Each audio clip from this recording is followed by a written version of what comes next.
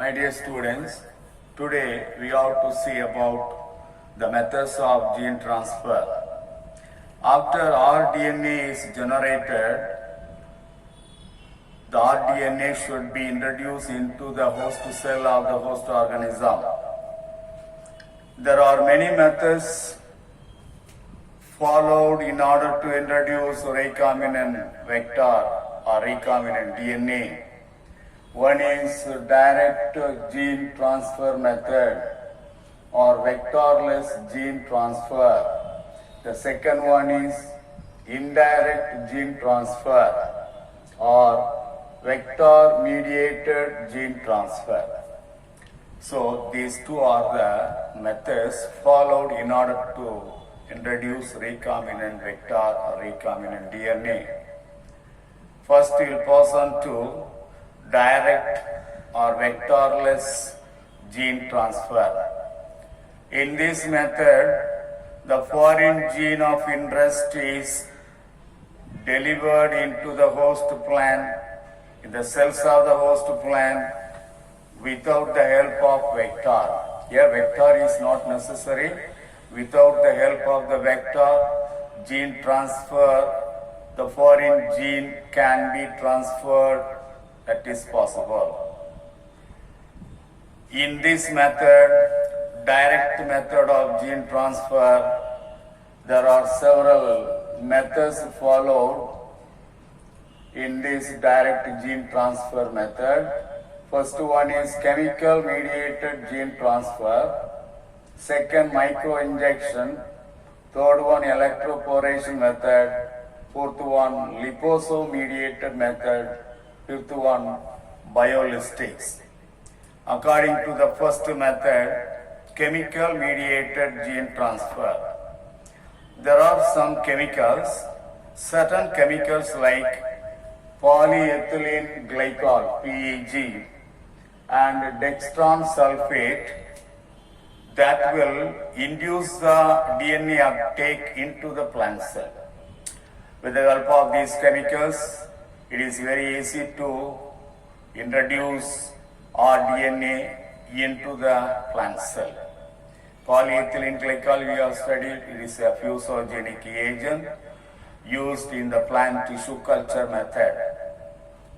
So it's a very simple method by using some of the chemicals, particularly polyethylene glycol, PEG and dextran sulfate, the rDNA, recombinant DNA can be introduced into the target cell in the plant cell of another organism. Next one is microinjection method. The second one is microinjection method. In this method, DNA is directly injected into the nucleus by using fine tipped glass needle. By using a tipped glass needle, it is possible to take the rDNA and directly injected into the nucleus of the another cell of other organism. Or this is one method followed in microinjection method. Second method followed is by using micropipette, the DNA is directly transformed into the plant cell. So by two method, you can transfer DNA in the microinjection method. The microinjection method, there are two methods followed.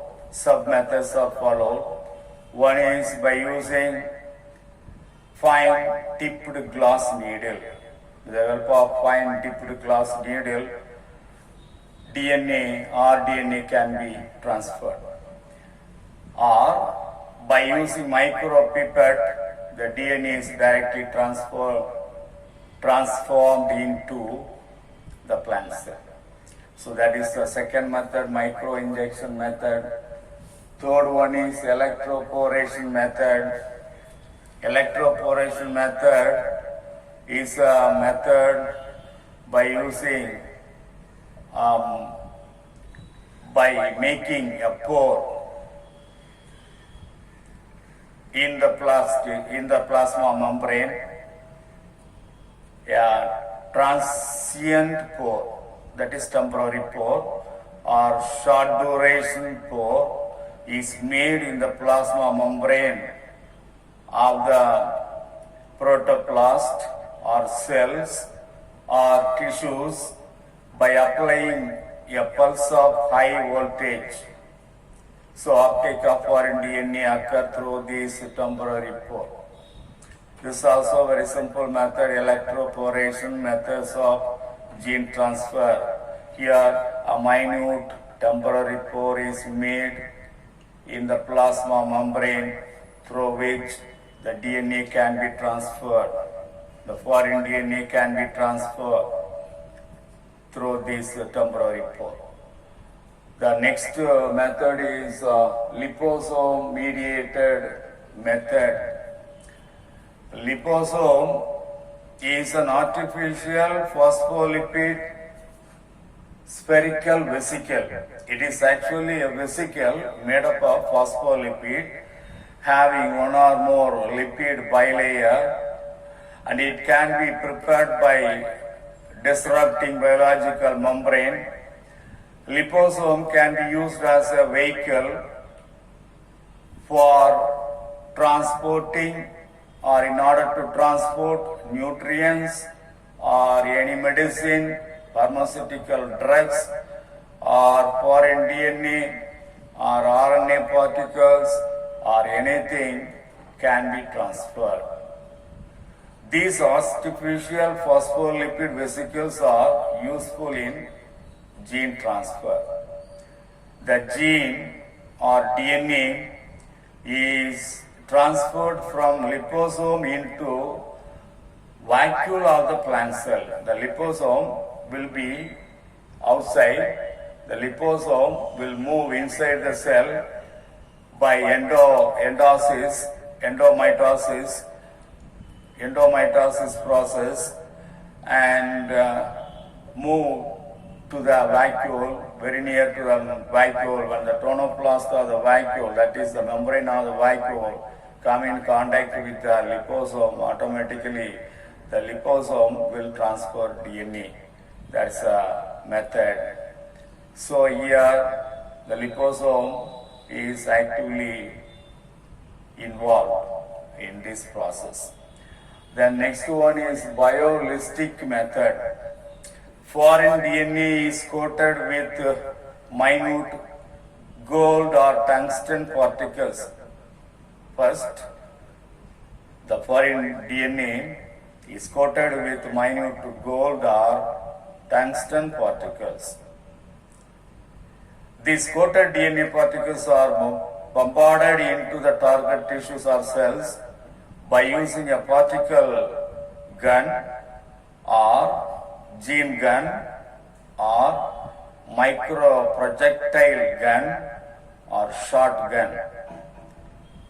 By using this gun, the coated DNA particles are bombarded into the cells or tissues, and then that is selected and cultured on selected medium to regenerate plants from the cells. So that is biolistic method. So these are the 5 methods followed in direct gene transfer or vectorless gene transfer method. Next one is indirect gene transfer or vector mediated gene transfer. When the gene transfer is mediated with the help of a plasmid vector, it is called indirect or vector mediated gene transfer. Here, the TI plasmid of Agrobacterium tumefaciens has been used extensively. There are many vectors used. Out of those vectors, the TI plasmid vector is extensively used. The TI plasmid is seen in the Agrobacterium tumefaciens.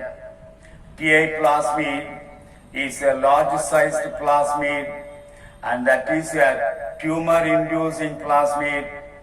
A portion of it is referred as tDNA, that is transfer DNA, and the tDNA along with the TI plasmid is transferred to plant genome in the infected cells and cause plant tumors, that is ground gall disease.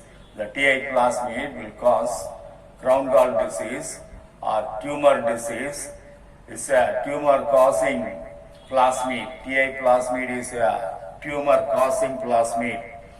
It is a ground gall disease. It will cause ground gall disease in some of the plants in which they infect. What are those plants? Already we have seen cotton, brinjal, sunflower, and these are all the plants, some of the dicot plants which are mainly infected by Agrobacterium tumefaciens, and the Agrobacterium tumefaciens infect these plants. Automatically this will transfer TI plasmid. So when the TI plasmid is transferred, these plants will get the disease, ground gall disease. Now, the portion of the TI plasmid alone is used in order to transfer the gene or DNA into other plants in which they infect. tDNA is a portion of the TI plasmid. It is a harmless DNA that can be used in order to transfer the desired gene into other organism. Since Agrobacterium tumefaciens has the natural ability to transfer tDNA of its plasmid into the genome of other plant, it is also known as the natural genetic engineer of plants, which is considered as the natural genetic engineer of plants, Agrobacterium tumefaciens. Why? Because this bacterium has the natural ability to transfer tDNA of its plasmid into the genome of other plant. So that's why it is called natural genetic engineer of plants. So that is the indirect gene transfer.